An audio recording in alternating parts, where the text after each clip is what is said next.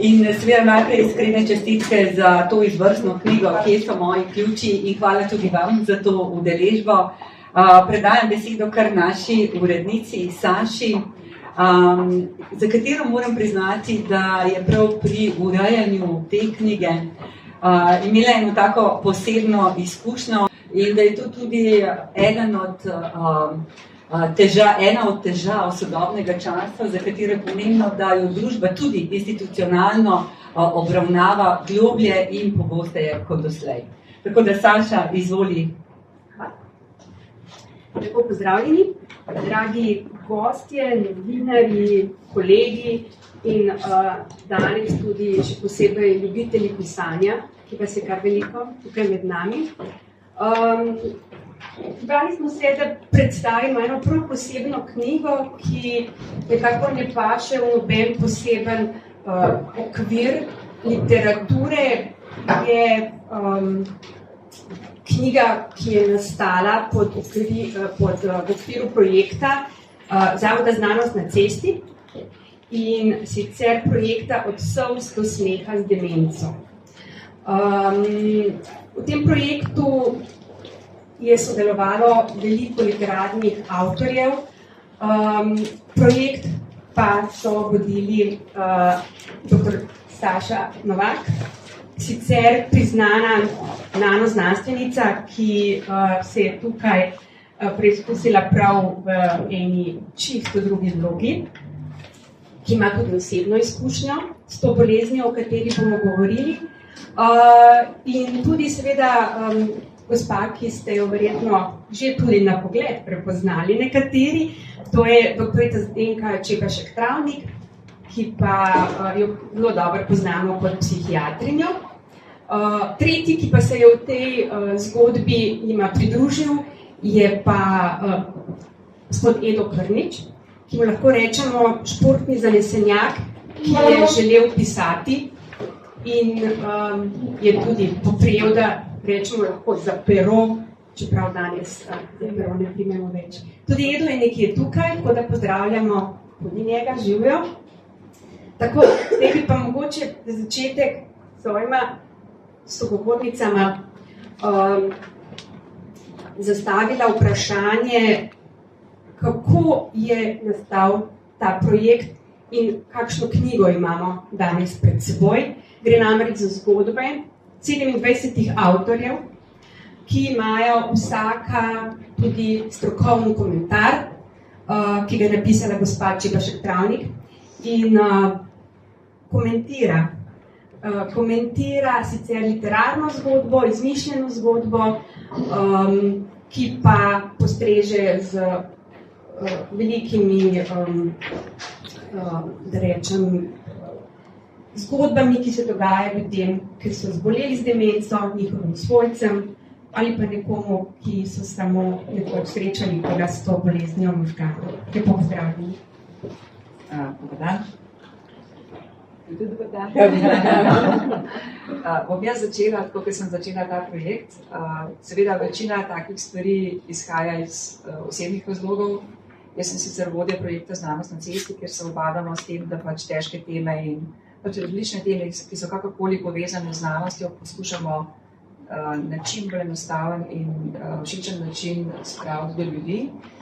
No in ko se je v našo družino upletla demenca, sem bila seveda presenečena, tako kot verjetno vsi svojci, ki jih bi nepripravljene, in sem ugotovila, da pravzaprav kljub temu, da lahko veliko preberemo, veliko slišimo, to preslišimo in v bistvu nič ne vemo, ko nas to doleti. Pa še ena zadeva je, se mi zdi zelo pomembna, ki je potrebovala v tej knjigi, da je vsak bolnik z demenco drugačen. In tudi vsaka situacija v družini je drugačna. In naša je bila tudi seveda drugačna. In seveda se nismo znašli.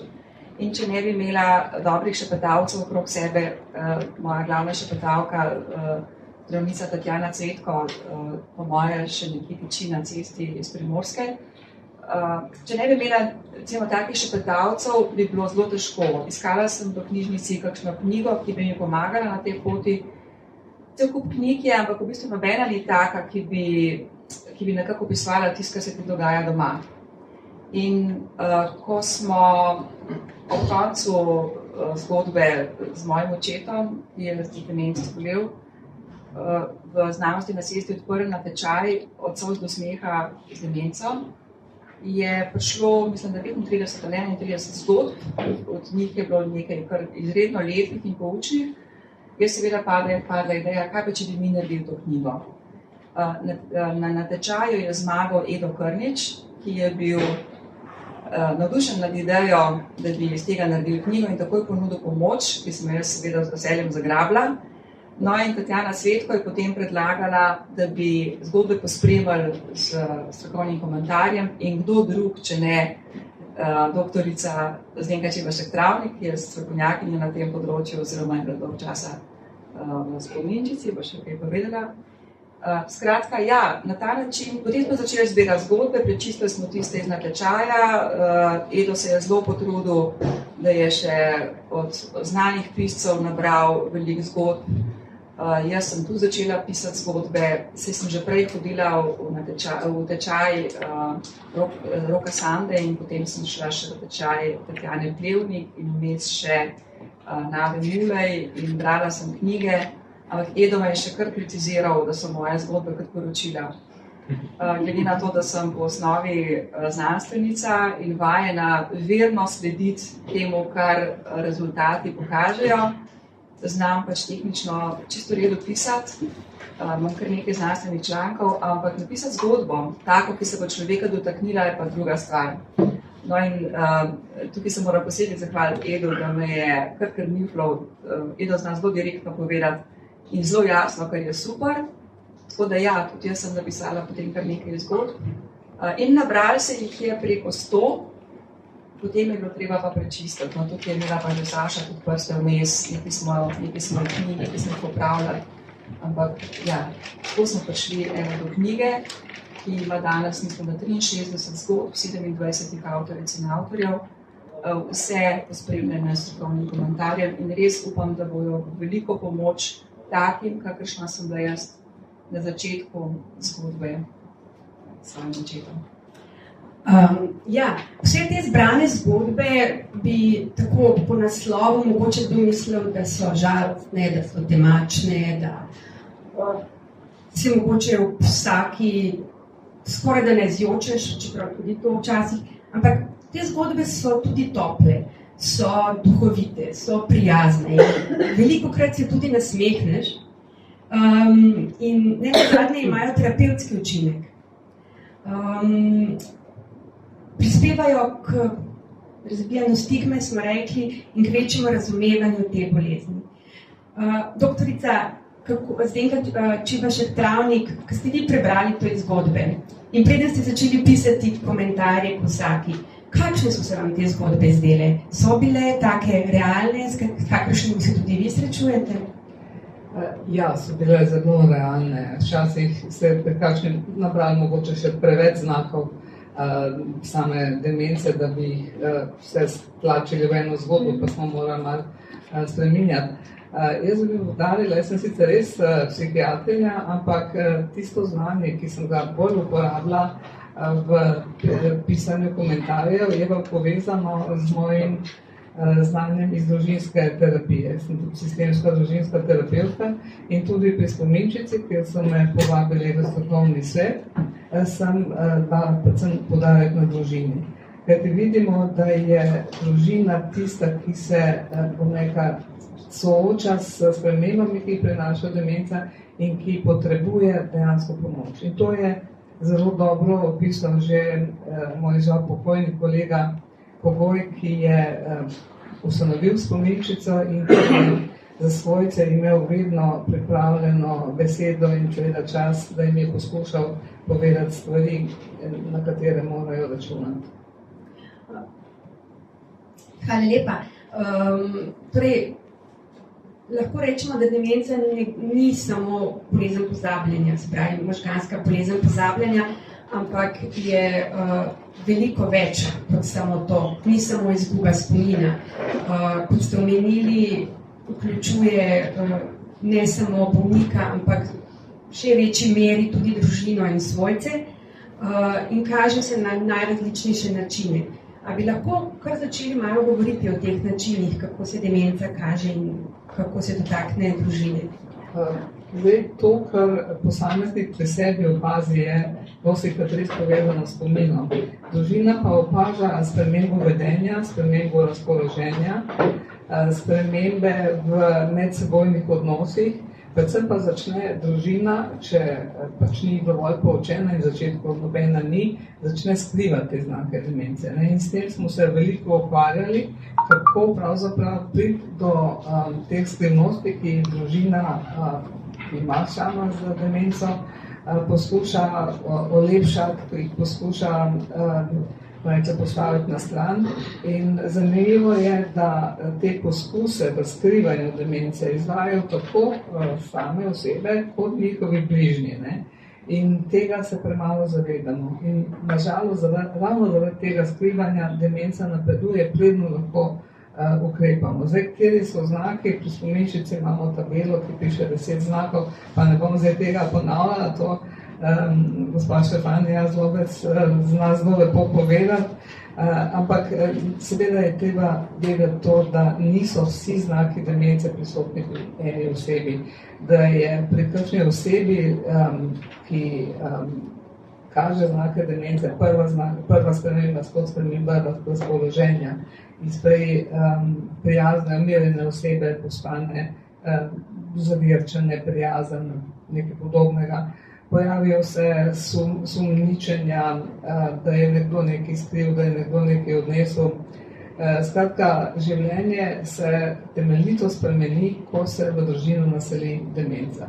Te znaki, težave pri odločanju, težave z orientacijo, težave, ki tudi na testih raznih preizkušamo, z računanjem in podobno, to je vse, bom rekla, tisto, kar se opazi kasneje.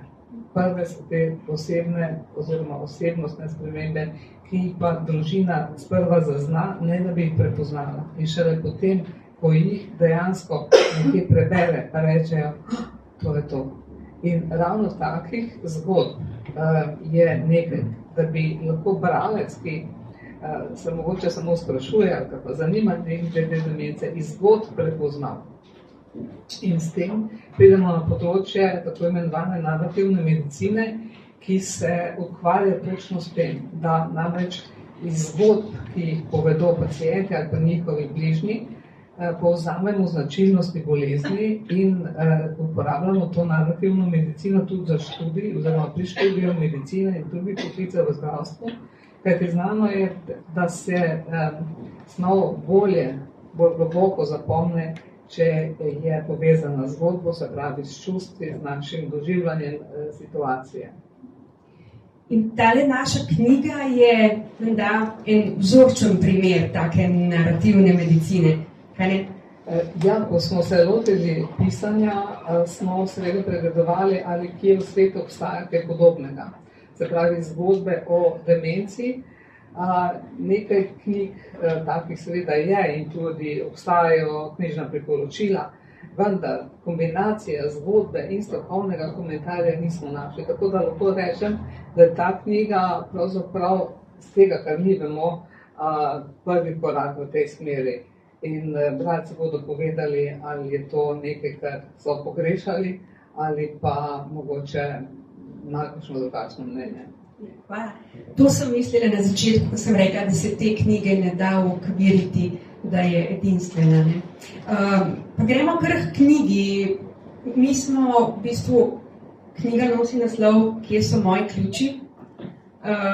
Vprašanje, ki si ga vsak od nas že zastavil, ne zgolj parkrat. Zakaj je ta knjiga dobila ta naslov? Je to vprašanje res pomembno pri tej temi? Ja, v bistvu ravno zato, ker je to vprašanje, ki si ga po moje čisto smo že ne enkrat večkrat zastavili. Ne dvigne roka tisti, ki se še nikoli tega ne vprašal. Vsak dan.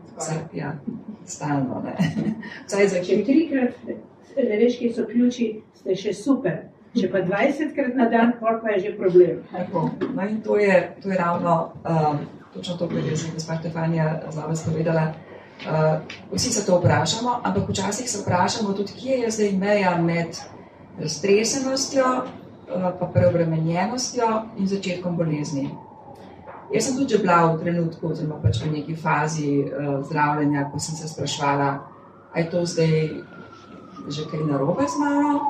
In sem zelo hvaležna profesorju Pirtošku, ki tamle sedi, sva enkrat poklepetala in sem ga vprašala, kako naj to vem. In je rekel, vi kar štejte, kolikrat na dan se vam to zgodi, pa če se vam zgodi več kot 10krat na dan, pa pridite kaj okrog. Pa nisem prišla. Sem štejte, je čisto pomagali, ja, ko sem videla, da se številka znižuje, je bilo spodbudno. Ja, skratka, hoteli smo s tem naslovom privabiti vse bralce, zato ker je v bistvu to leposlovna knjiga, zgodbe so prijetne za brati, tudi za poletno branje, ne se ustrašiti, ni to neko duhomorno branje, ampak je prijetno branje. Lahko se bere to na plaži, tudi barva, čist pašek brisači, verjetno. In potem s temi zgodbami in s temi komentarji nekje morda najdeš sebe, svoje, mogoče najdeš kakšen odgovor. Skratka, hoteli smo privabiti vse bralce po spisku, s tem, da smo si želeli, da bi potem znotraj teh zgodb našli odgovore na vprašanja, ki se nam vsem porajajo. Mogoče še vseeno povemo kaj o tem, kako se je vaše sodelovanje začelo. Sej prej se večina med vami niste poznali. Ne, tako kot sem rekla, v bistvu začel se je z natečajem Od solz do smeha z Demenco, z prvo nagrado Edo Krniču za njegovo zgodbo Vzporedna cesta, ki je tudi v knjigi, in povabilom doktorice Zdenke Čelovšek-Travnik v sodelovanju s strokovnimi komentarji. Ja, poznamo se v resnici leto pa pol. Ampak ta projekt se nadaljuje, kaj ne? Ni to samo enkraten projekt. Ne, to vsekakor ni enkraten projekt, no pa medtem mogoče še vprašam, a smo se kdaj kaj skregali po tem letu pa pol? Jaz sem zelo veliko dela, kar naprej smo bili v stiku, imamo skupino, v kateri se stalno na vsakdanji bazi pogovorimo vse mogoče, tudi kaj izven knjige, ja. Ampak ja, zelo dobro smo se nekako ujeli, čeprav smo popolnoma različni in pa z popolnoma različnih koncev. Pozabila sem pa vprašanje, ki je sledilo. Če smo se poznali. Ne, pa še eno zdaj se nadaljuje. Ja, če se nadaljuje, hvala. Seveda, nov projekt. Ja, nov projekt je pa nov razpis, nov natečaj, ki smo ga lahko odprli tudi zato, ker smo se vsi avtorji in avtorice odpovedali honorarjev za knjigo, avtorskim honorarjem, in smo iz tega denarja pač razpisali nov natečaj, ki je odprt še do 22. junija o polnoči. Nabrali se je že nekaj zgodb, če imate še kakšno znc.si, pošljite Znanost na cesti projekt, pošljite in bomo videli, kaj se bo zgodilo z naslednjim setom zgodb. Torej, ampak mi govorimo še o tej zbirki, tej paleti zgodb, ob katerih se bo seveda marsikdo vprašal, čisto logično vprašanje med tem, ko bereš, ali so te zgodbe resnične? A so? Ja pa ne. Zgodbe so resnične, oziroma zgodbe, ki so v zgodbah, so resnične, vendar so literalizirane, to se pravi, napisane so zato, da smo ohranili dostojanstvo oseb, o katerih govorijo, smo se seveda umaknili iz realnosti na ta način, da smo iz oseb naredili like. Se pravi, tisti hip, ko človek z demenco postane lik, je to že malo lažje. To je oseba z drugim imenom, v drugem kraju, okoliščine so malo drugačne, ampak to, kar se pa dogaja, je pa resnično.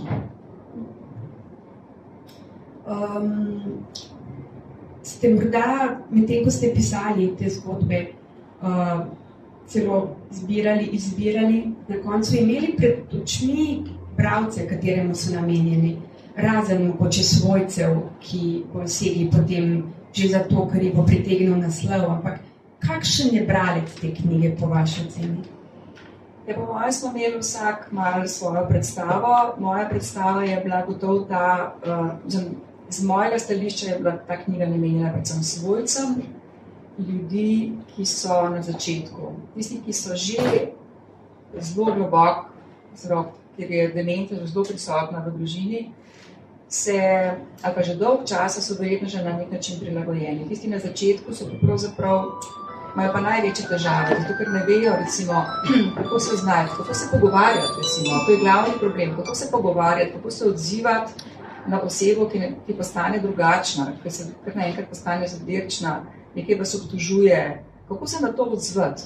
Tako da jaz sem imela predvsem svojce svežih dementnih oseb z demenco, tudi Zdenka popravlja, da rečemo oseba z demenco. Medtem ko se mi zdi, da je mogoče Edo bil prost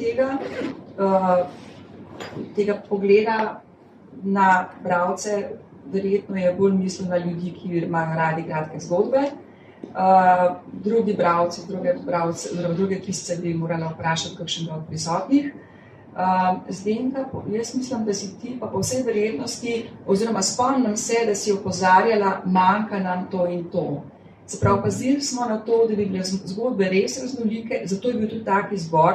Se pravi, veliko je bilo zgodb, ki so bile zelo romantične, ljubeče in tako naprej, ampak mi smo rabili tudi situacije, kot so bile recimo nasilje, kot so bile prevare, kot so bile neprimerno spolno vedenje, potem kako si rekla, sandvič generacija, take stvari. In ko je Zdenka rekla, tole nam manjka, smo pač ali poiskali tako zgodbo, ali pa se jo vzela napisala.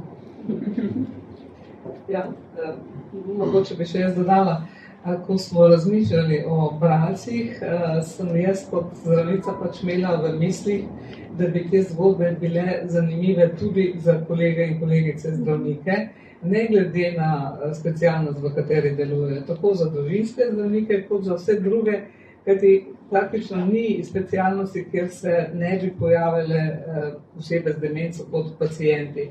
In dobro je, da jih zdravniki prepoznamo.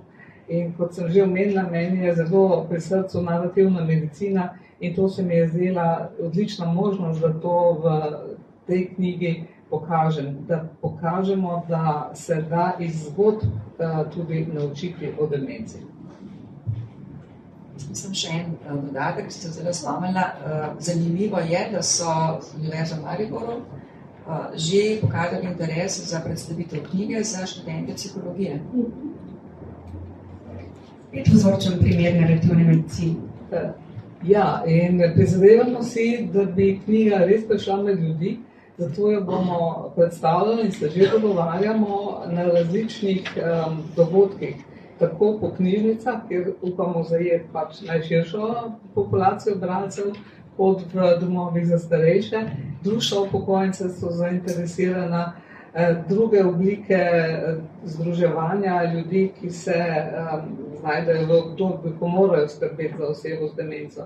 Skratka, zdaj, ko je ta informacija o knjigi prišla v svet, da tako rečem, je tega povpraševanja kar nekaj in že delamo, že polnimo koledarje in se namenjamo na različne kraje po Sloveniji, kajti Spominčica kot reprezentativna organizacija za pomoč osebam, ki imajo v družini nekoga z demenco, ima po Sloveniji več kot 450 demenci prijaznih točk.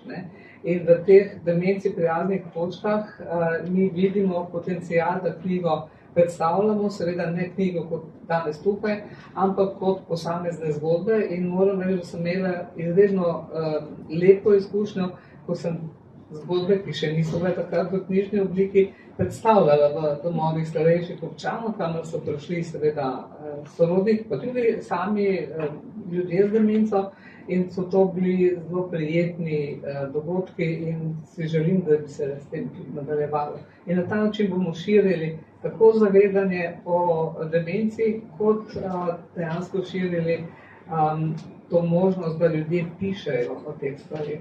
To se mi zdi pa ta druga pomembna stvar, da ne pišejo samo faktografsko, kot je tudi ena zgodba tukaj napisana, kaj je bilo treba zapisati, ampak da pišejo to, kar občutijo, kar doživijo ob tem, ko se soočajo s problemi, ki jih demenca prinaša.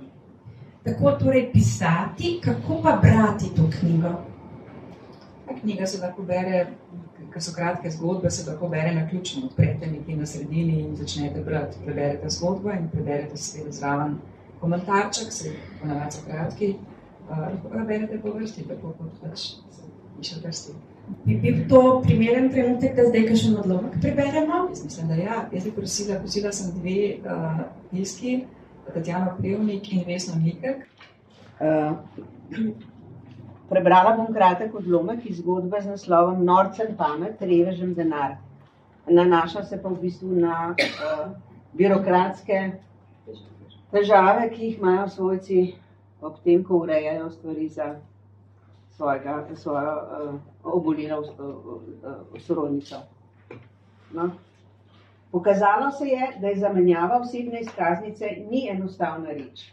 Na uradu za javni red so tradici razložili, da mora vloge za novo osebno izkaznico, da mati vloge za novo osebno izkaznico ne more podpisati v svoji sobici v domu za starejše. Take oblike podpisovanja nadaljavo namreč ne odobravajo, ampak se mora stranka osebno oglasiti pri njihovi uradnici, pri okencu za osebne dokumente, da bo ta z budnim očesom spremljala, kako se papir podpisuje. V redu. Travica je ubogala, saj je bila goreča zagovornica pravne države. Z mamo Frančiško sta se s taksijem pripeljali do Kresije. Podpisovanje sta hitro uredili.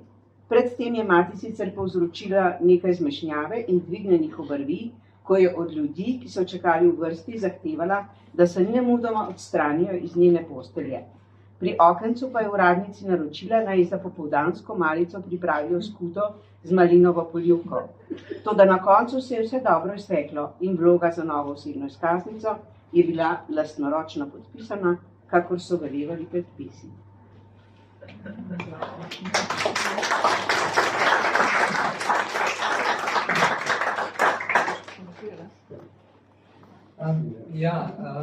To je zgodba, ki je bila meni zelo pomembna, kajti s tole avtorico, s to Tatjano Plevnik, naj veže ena okoliščina, so bila sodelavca z njenim žal že pokojnim soprogom in sem se ukvarjala ravno s takimi birokratskimi zapleti in se rekla, to je spomin na to, ta lepšega si ne bi mogla živeti, kot je hvala Tatjana.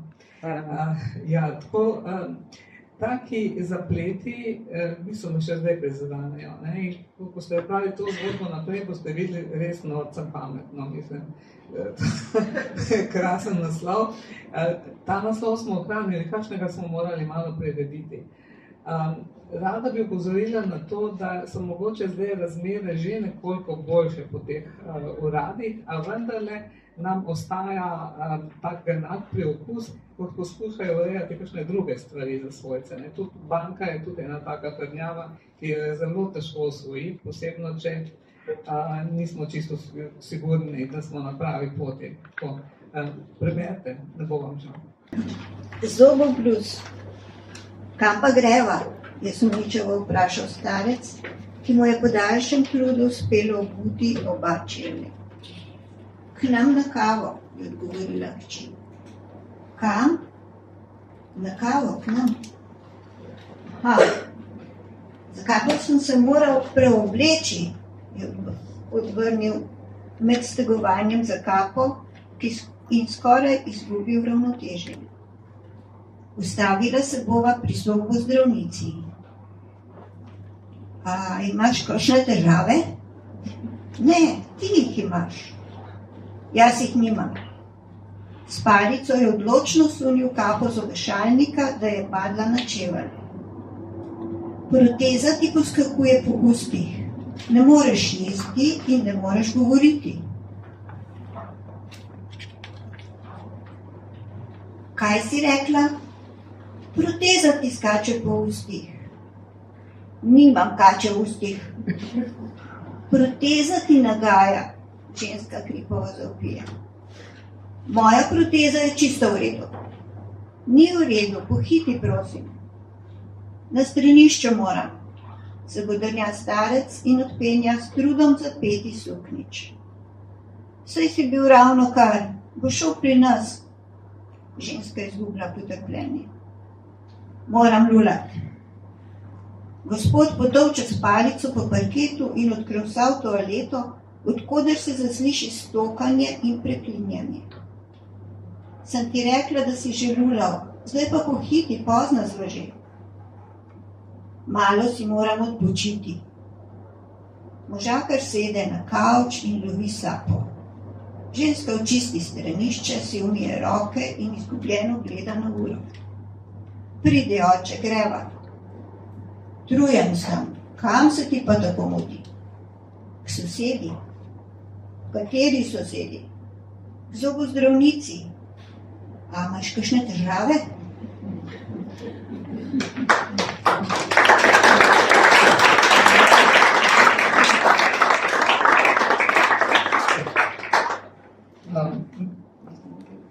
To je bila Vesna Mikek. Ja.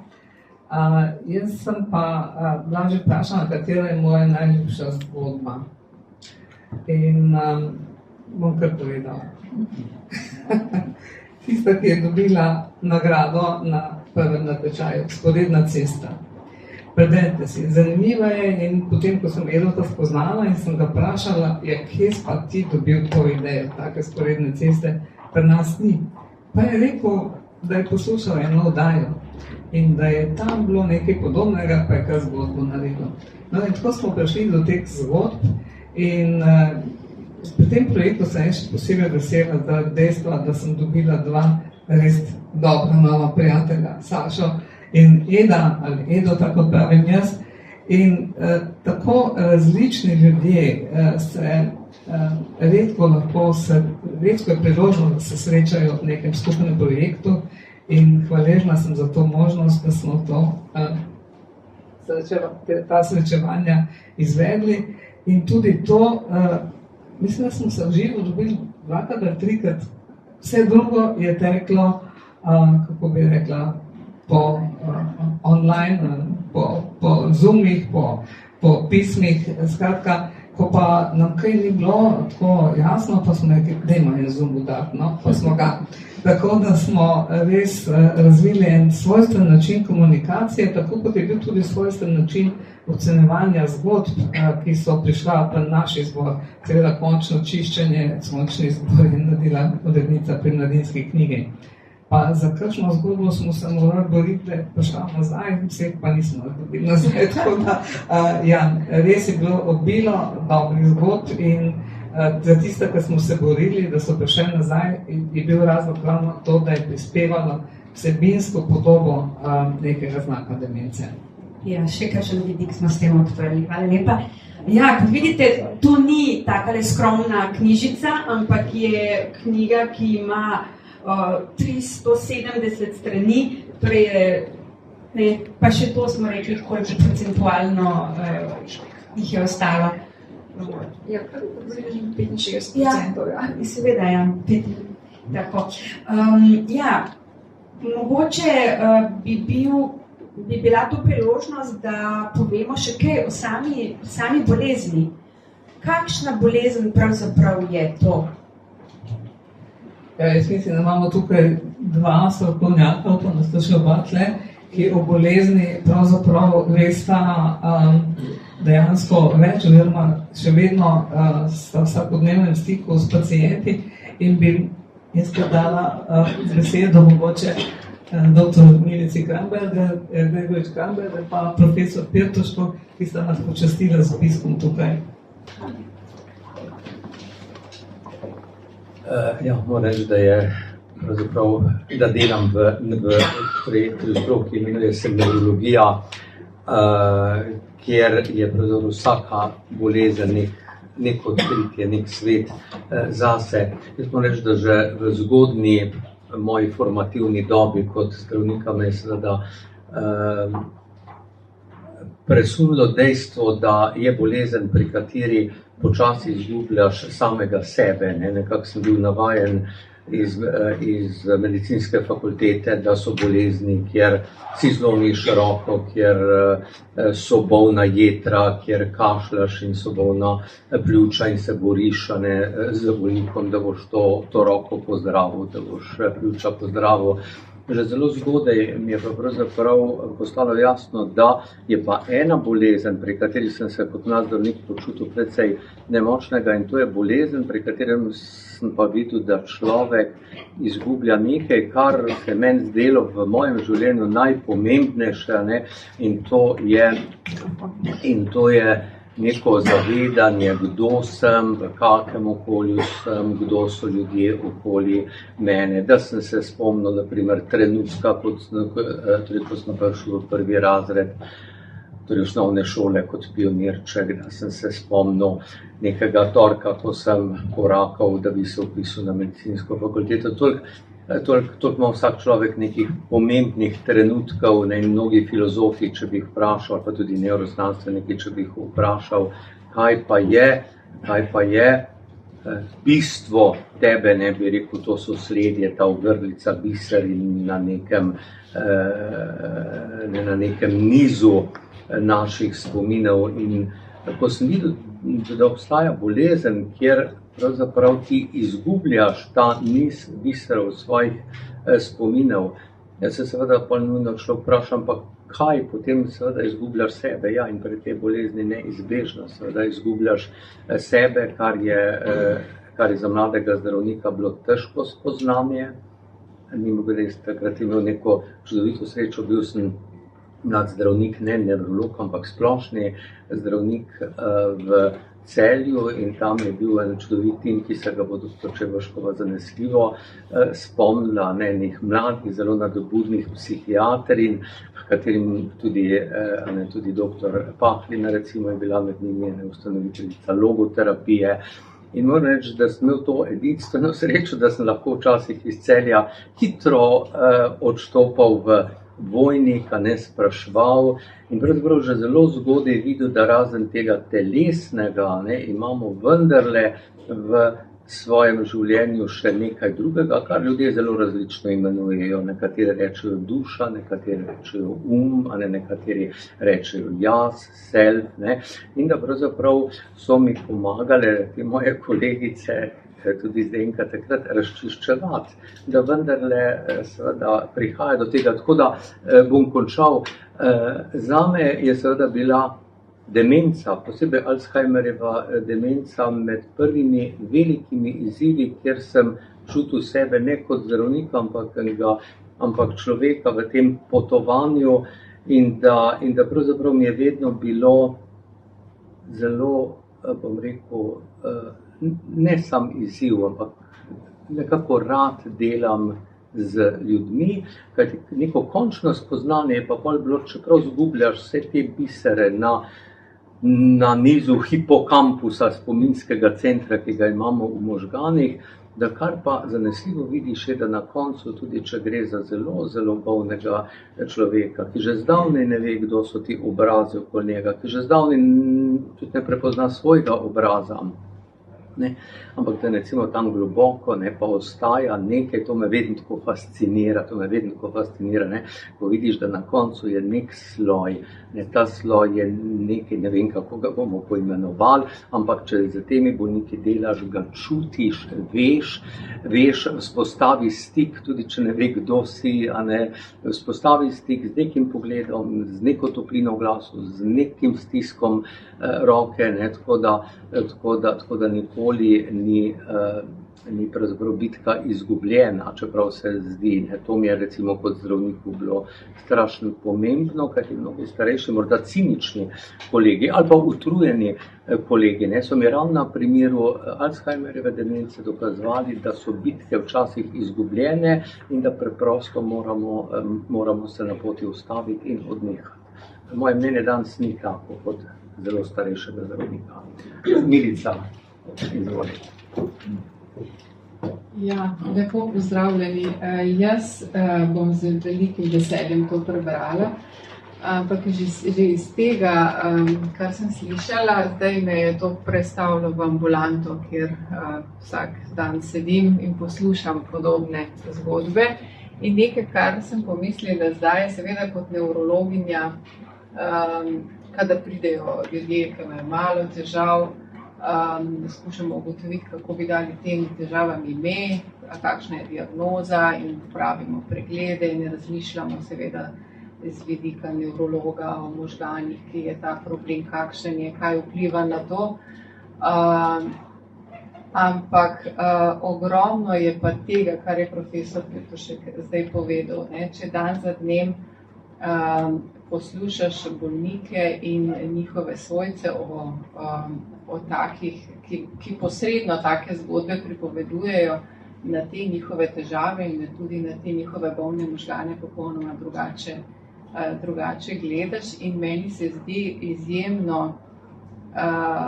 izjemno dragoceno to, da mnogi od svojcev dejansko v te zgodbe se nekako, ker seveda se na to prilagodijo in s tem v teh zgodbah od bolnikov, ki so, ne vem, oni so v nekem drugem času, v tistem času, kjer so sedaj njihovi spomini obtičali in se tako lepo priključijo tistemu dogajanju, ki je seveda bilo, ne vem, 40-50 let nazaj. In to se v ambulanti tako zelo lepo vidi. Ne? In če lahko bolnika, se mi zdi, da ko je zelo napredovala demenca, če lahko ti nekako skušaš priti blizu v njegovo zgodbo, v njegov trenutek, se mi zdi, da je vsem na nek način lažje pa prijetno in potem celo želijo, ali pa se zdi, kot da, ko odidejo, da so zadovoljni, da jim je to nekaj dalo, tudi če je bolezen že zelo napredovala in objektivno z nekimi zdravili mi nimamo moči, da bomo lahko kaj velikega naredili. Naprimer, zdaj sem pomislila na enega gospoda, ki vsakič, ko pride k meni v ambulanto in zadnjič je ravno prišel, ko je bil profesor, se je oglasil v ambulanti mimogrede, vsakič mi gospod pa reče: ja, vi pa še vedno delate, mogli biti že v penziji, midva se poznava že ne 30, ali pa 35 let, jo ste že stari.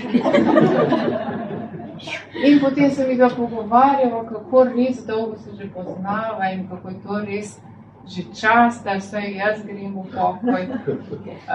No, to je ena od takih nekih nežnih situacij, ki poleg medicine, ki nam naroča seveda, da naredimo, kar je treba, da ugotovimo, zakaj gre, da damo tisto, kar lahko damo in da seveda si želimo, da bi ljudje prej prišli takrat, ko je tudi medicina s svojimi medikamentoznimi, torej za zdravili, lahko bolj koristna je na mestu. Hvala za to vabilo, da sem se vam lahko pridružila. Hvala lepa, doktorica Gregovič-Kramberger, tudi za to anekdoto in najlepša hvala, profesor dr. Zvezdan Pirtošek, za vaše mnenje, predvsem pa za to čudovito spremno besedo, ki smo jo dobili izpod vaših rok v knjigo. Tako, zdaj pa bi mogoče našo zbrano občinstvo vprašala, če se komu med tem porodilo kakšno vprašanje, bi želel naše goste karkoli vprašati.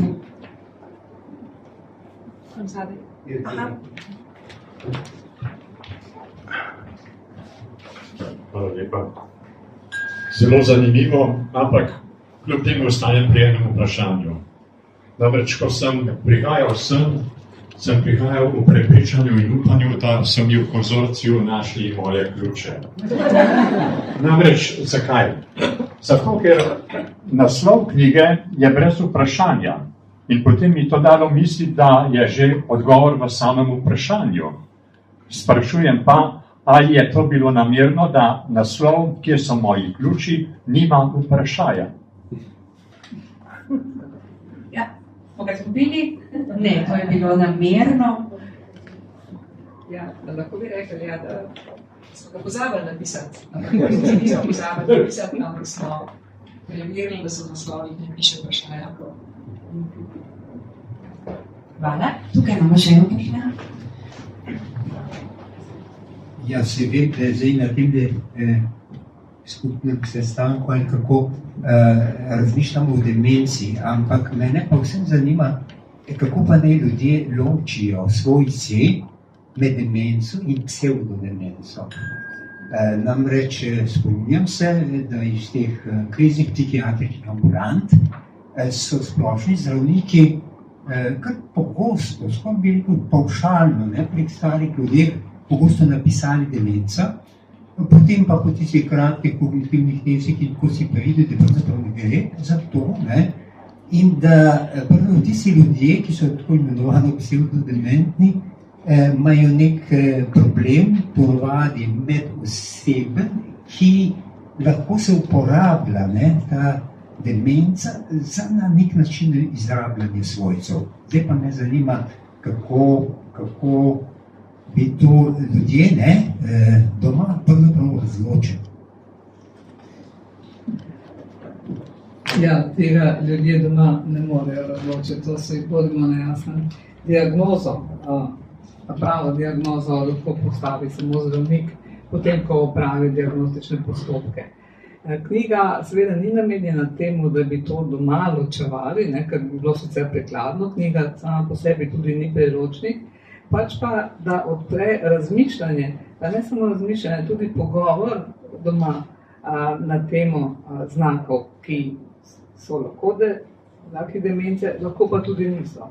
In nekaj takih zgodb je tudi v knjigi, kjer recimo tudi ena vnukinja sprašuje svojo babico, če demenca boli, ampak že prej se pogovarjata.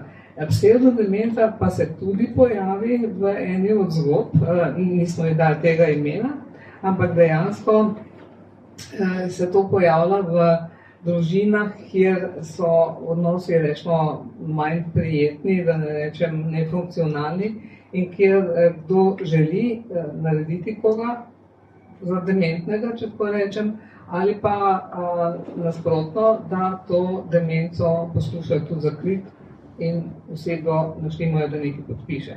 Skratka, teh zgodb, ki so mejne, ker dejansko zadevaš na to mejno področje, je nekaj, ampak je to predvsem namenjeno začetku razprav, pogovorov, posebno pogovorov med strokovnjaki, potem pa še tudi seveda v družinah, kjer pa pravim diagnozo naj postavi zdravnik.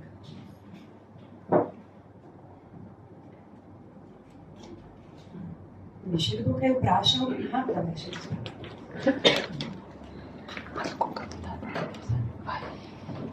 Hvala, imam vprašanje za vas, že vaših zdravnikov. A so kje lahko ti diagnostični postopki za ugotavljanje demence? A so kje napisani na poljuben način? Ker se mi zdi, da vsi zdravniki tega ne poznajo ali ne uporabljajo, da strašno improvizirajo, pa me zanima, če kje tu piše na kup, verodostojno. Mi imamo danes srečo, med nami je tudi družinska zdravnica, ki se z demenco že dolga leta ukvarja in je tudi ena od avtoric zgodb, doktorica Tatjana Cvetko. A bi ti mogoče lahko odgovorila na to vprašanje, glede na to, da tudi študente učiš in specializante?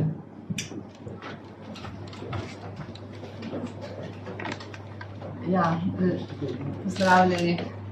Demenca si res sortira pot v domove, ampak tudi v strokovno delo zdravnikov, bolj počasi, kot si želimo, ampak to je predvsem zato, ker ni tako preprosto poiskati demenco. Se veste, če si človek zlomi nogo, pride, zato ker je padel, si zlomil nogo, pri demenci pa so stvari malo bolj komplicirane. No, in dejansko utirjamo neke standardne postopke, ki jih imajo zdravniki, učimo študente, učimo specializante. Se pravi, zdravniki, predvsem tista mlajša, srednja generacija, so že šli skozi proces izobraževanja, da najprej pregledamo v splošni ambulanti, kako so urejene te kronične bolezni, se pravi, da probamo najprej urediti bolezni srca in ožilja, zato ker vse, kar je dobro za srce in za ožilje, je dobro tudi za možgane, se pravi pritisk, motnje ritma, holesterol, sladkorno.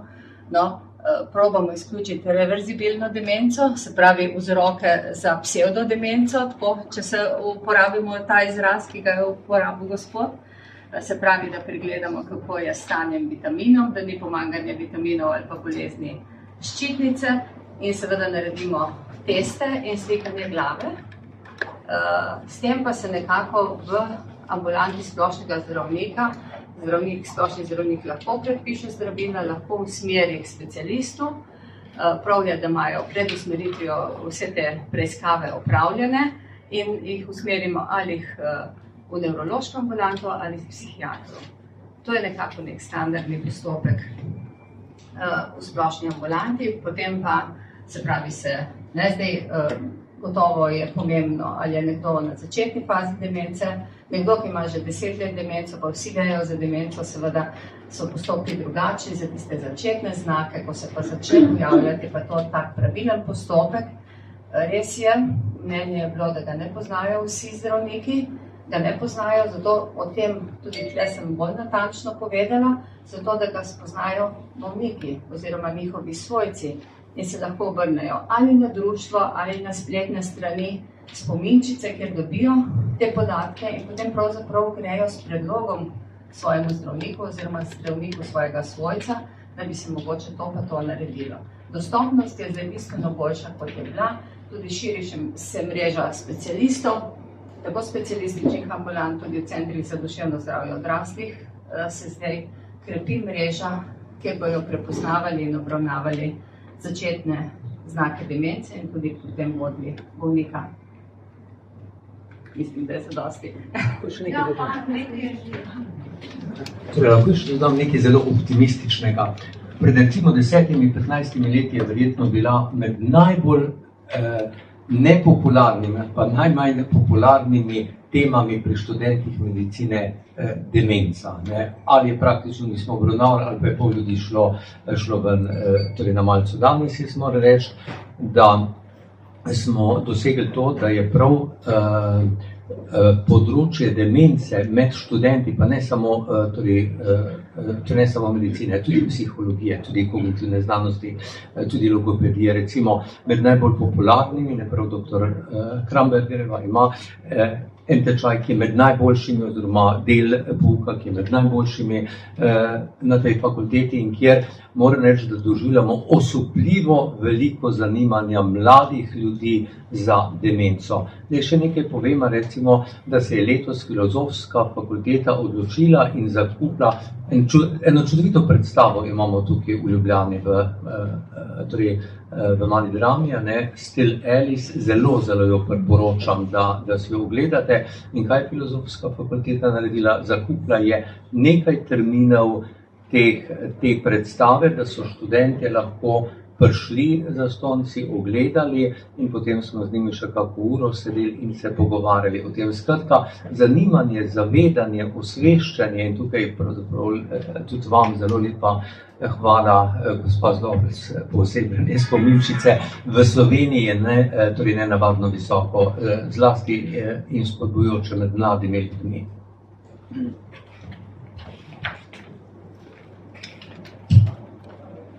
Lahko jaz dopolnim, da sem že vse povedali, ampak imamo vprašanje, koliko so te metode uspešne. Popolnoma zdraviti se ne da, ampak mogoče to ne več da.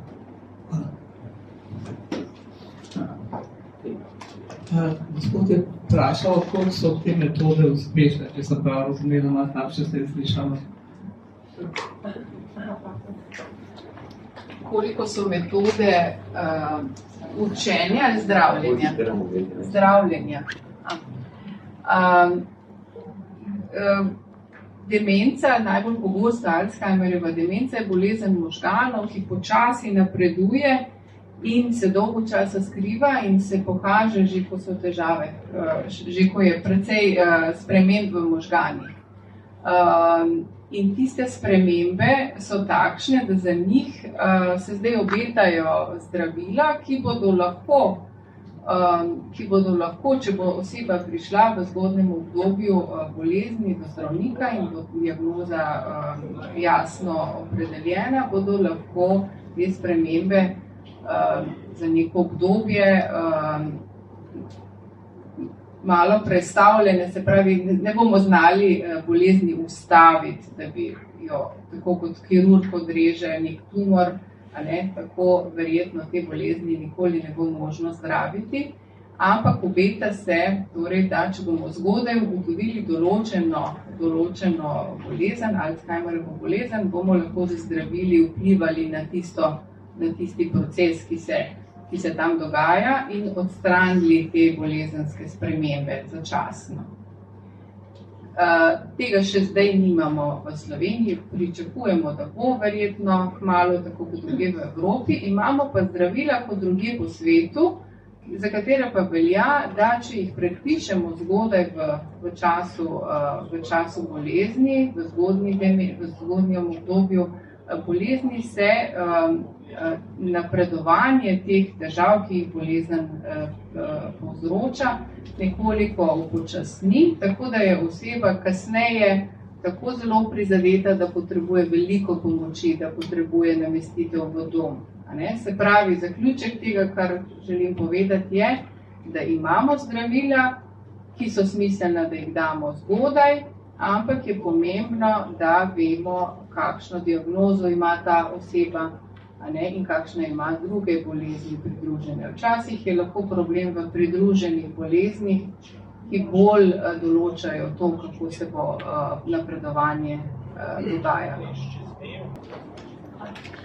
Prosim, čisto konkretno, mogoče presega okvire tega druženja, ampak me zanima, kaj mislite v zvezi z zdravilom Exelon in demenca? Exelon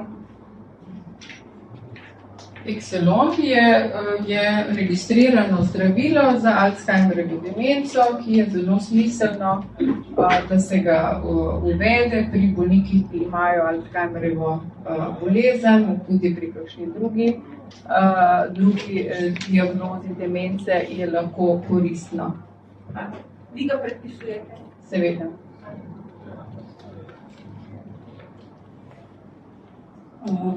Mogoče se še zdaj, ki smo končali z vprašanji, imam pa še jaz eno vprašanje. Menda obstaja nek seznam, spisek, ki nam pomaga pri tem, da lahko sami tudi nekako zavremo nastajanje te bolezni, oziroma zanima me, kaj lahko sami naredimo, če že ne preprečiti, ampak mogoče upočasniti. Ja, to je vprašanje, s katerim se ukvarjajo veliki raziskovalni inštituti. Mednarodna zveza za Alzheimerjevo bolezen je naredila en tak seznam 14 dejavnikov tveganja, s katerimi, če vplivamo na nje, lahko bolezen vsaj zamaknemo, če ne tisto preprečimo. Vedeti moramo pa še tudi druge stvari, da so določene oblike Alzheimerjeve bolezni oziroma tudi delno pogojene, tako da je tam seveda bolj vprašanje, da zamaknemo bolezen, če nam je že namenjena. Sicer pa velja, in to bi rada poudarila, malo povezavi z mojim prejšnjim delom in poklicem, namreč alkohol je eno od dejavnikov tveganja za nastanek demence. In sem o tem že tudi predavala na srečanjih, ki so namenjena zdravnikom. Namreč meni je žal, da še tudi ta mednarodna Alzheimerjeva zveza pravi samo, da je omejiti vnos alkohola, oziroma nekaj številke da pove.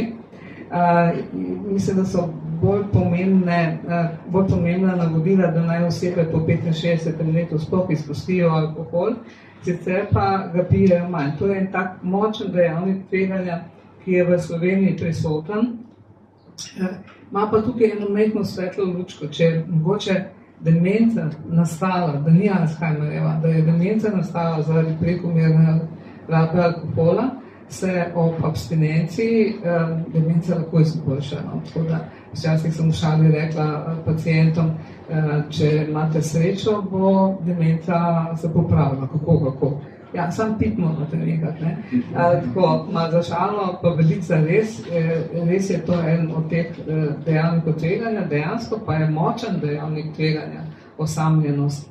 In ravno zato si prizadevamo, da bi osebe, ki ostanejo same po upokojitvi, recimo, čim bolj vabili v neka druženja, kjer se te socialni stiki izmenjujejo dosti pogosto, kajti dokazano je, to pa na velikih študijah, da ravno ta druženja pomembno vplivajo na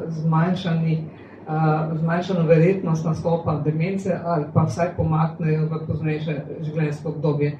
In ravno to želimo doseči tudi s to knjigo, da bomo ustanavljali neke bralne skupine, kjer se bodo prebirale zgodbe, ena ali dve na eno srečanje in se bomo o tem pogovarjali. Ne glede na to, če gre za osebe z demenco, ampak samo zato, da se to zavedanje o demenci čim bolj razširi in da mogoče še malo na temo spominčice in dejavnosti, ki jih izvaja, da bomo pravočasno prepoznali ljudi z demenco, ki kam odtavajo, da jih bomo našli, da se bomo znali z njimi pogovoriti.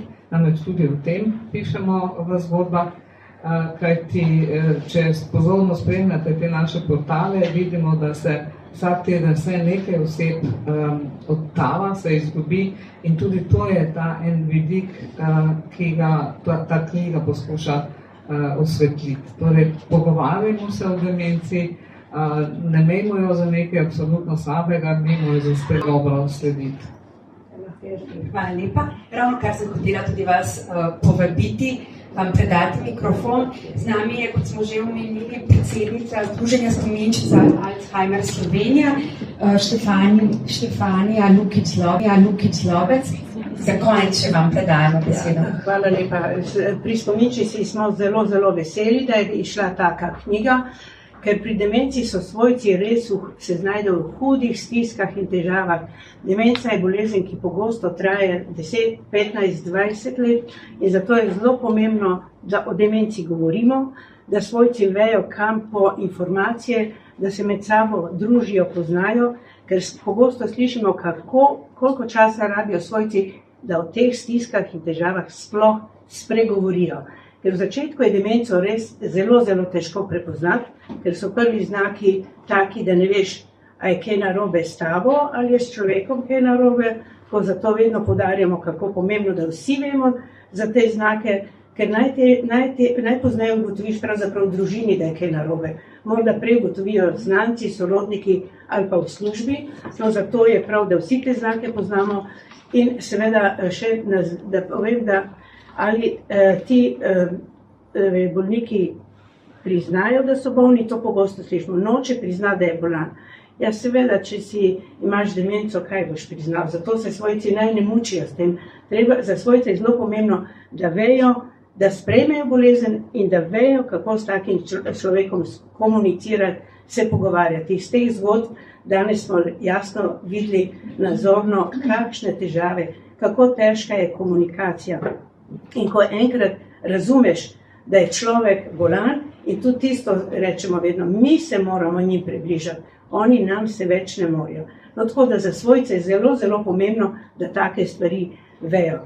In potem je veliko lažje. Bolezni sicer ne moramo ozdraviti, lahko si pa pomagamo. No, za svojce je zelo to pomembno in take knjige pomagajo zelo. Veliko je filmov in veliko pomembno, da o demenci govorimo, zato da bi pripomogli temu, da prepoznamo in ker je zdaj na obzorju novo zdravilo po dolgih letih, ki le vliva up, je pomembno, da prepoznamo tiste bolnike v zelo, zelo zgodnji fazi bolezni, da grejo čim prej k zdravniku, dobijo diagnozo in po diagnozi svojci pomoč in podporo. Informacij je veliko in s tem si lahko zelo pomagajo. Seveda upamo, da bo tudi boljše zdravilo in tudi na koncu naj omenim, da ne smemo pozabiti, da ti bolniki čutijo in razumejo do konca.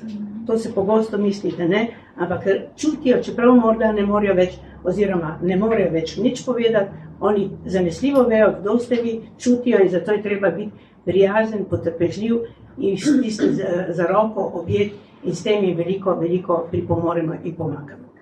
Tako da hvala za vse in take, hvala za vso podporo in take knjige veliko pripomorejo k razumevanju in sprejemanju teh bolnikov in podpora svojcev. Hvala lepa. Hvala, gospod Bokic Lobec, in hvala vsem vam, ki ste danes prišli na predstavitev te knjige. Če imate po tem formalnem delu še kakšno vprašanje za naše gostje, še nekaj minut tukaj, lahko ga tudi zasebno koga kaj vprašate. Sicer pa hvala in lep dan vam želim.